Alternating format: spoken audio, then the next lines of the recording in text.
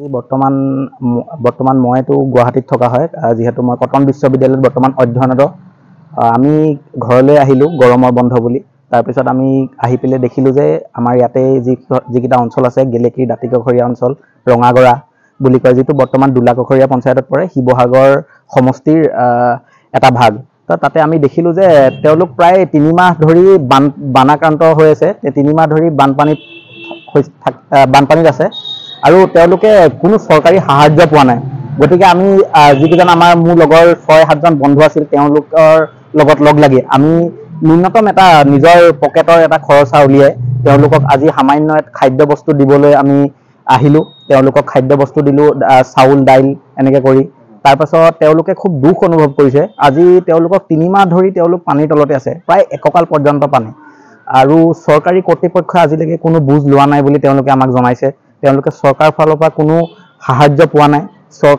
তেওঁলোকে এইটো আমাক কৈছে যে বেলেগ যিবিলাক অঞ্চল আছে, ধৰি লওক এতিয়া দিচাংমুখৰ ফালে হওক, এনেকুৱাবিলাক যিবিলাক অঞ্চল আছে, সেইবিলাক মানুহে খুব মানে চৰকাৰৰ পৰা সাহায্য পাই আছে, দাইল চাউল যিয়ে হওক, কিন্তু তেওঁলোকে একেবাৰেই পোৱা নাই। আৰু আমি যিকণ দিছোঁ খুব সামান্য, এইখিনিয়ে মানে তেওঁলোকৰ কাৰণে একোৱেই নহয়। গতিকে মই এতিয়া অনুৰোধ কৰিব বিচাৰোঁ, বা মোৰ লগত যিকেইজন ছাত্ৰ ছাত্ৰী আছিলে তেওঁলোকে অনুৰোধ কৰিব বিচাৰে যে আমাৰ যিসকল বিভাগীয় কৰ্তৃপক্ষ আছে, তেওঁলোকক আপোনালোকৰ এই সংবাদ মাধ্যমৰ যোগেদি আমি দৃষ্টিগোচৰ কৰিব বিচাৰিছোঁ যে যিটো এতিয়া সমস্যা, এতিয়া বাৰিষাৰ দিন হ'লে পানী হয়, সেইটো আমি মানি লৈছোঁ, কিন্তু বাৰিষা দিন যোৱাৰ পাছতো তেওঁলোকৰ ঘৰত পানী হৈ আছে, পানী কমাই নাই। এই অৱস্থা অতি দুখজনক। আৰু আমাৰ যিজন শিৱসাগৰ সমষ্টিৰ বিধায়ক অখিল গগৈ ডাঙৰীয়া, তেওঁকো আমি অনুৰোধ জনাইছোঁ, তেওঁ আহি এই বান পৰিস্থিতিৰ বুজ লওক আৰু যিকণ পাৰে তেওঁলোকক সহায় কৰক আৰু তাৰ পৰা উদ্ধাৰ কৰক। এই ক্ষেত্ৰত আমি ছাত্ৰ সমাজৰ ফালৰ পৰা এটাই আহ্বান জনাব বিচাৰোঁ। আজি আমি যিটো অঞ্চলত গৈছিলোঁ, ৰঙাগড়া LP স্কুলৰ ওচৰত, ৰঙাগড়া LP স্কুলৰ যিটো অঞ্চলত আমি গৈ বুজ ল'লোঁ, তেওঁলোকৰ স্বাস্থ্যৰ কথা সুধিলোঁ, তেওঁলোকৰ খবৰ খাতি ল'লোঁ।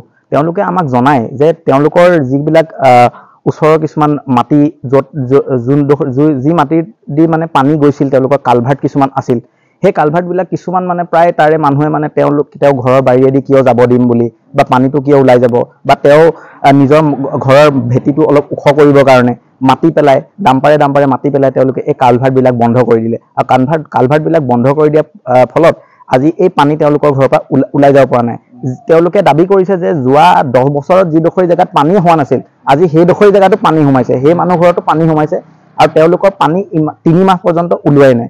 গতিকে তেওঁলোকে আমাক অনুৰোধ কৰিছে যে আপোনালোকে বিভাগীয় কৰ্তৃপক্ষক জনাওক যে কিবা এটা উচিত সিদ্ধান্ত লৈ এই কালভাৰ্টসমূহ চাফা কৰি, বা এই কালভাৰ্টসমূহৰ যিবিলাক কানেকশ্যন আছে ভালকৈ কৰি দি পানীবিলাক ওলাবলৈ সক্ষম হয়, আৰু তেওঁলোকে তেতিয়াহে কিজান এটা সকাহ পাব।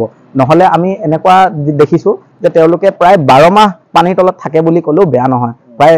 আৰু ইয়াৰ ফলত কি হ'ব, পানী যেতিয়া জমা হয়, পানী জমা হোৱাৰ ফলত কি হ'ব, মহ বা বেলেগ ধৰণৰ বেমাৰ কিছুমান হ'ব, আৰু এই বেমাৰ কিছুমান হোৱাৰ ফলত গোটেই গাঁওখন ভুগিবলগীয়া হ'ব, আৰু গোটেই গাঁওখনৰ এনেকুৱা এটা পৰিস্থিতি হৈ পৰিব, তেওঁলোকৰ কোনো মানে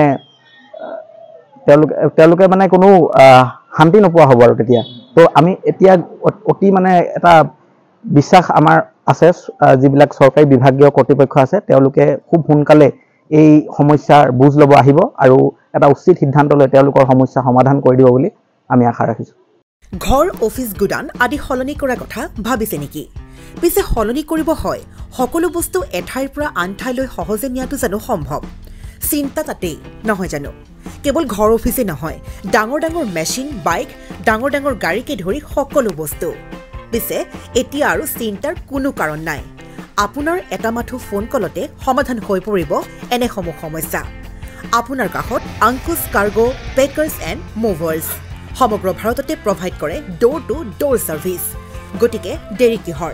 এতিয়া যোগাযোগ কৰক 9957630102 অথবা 9546214823 নম্বৰত। লগতে ঠিকনা ফটাহিল আমবাৰী নিয়েৰ অনাথ আশ্ৰম, আমবাৰী থানা, গুৱাহাটী।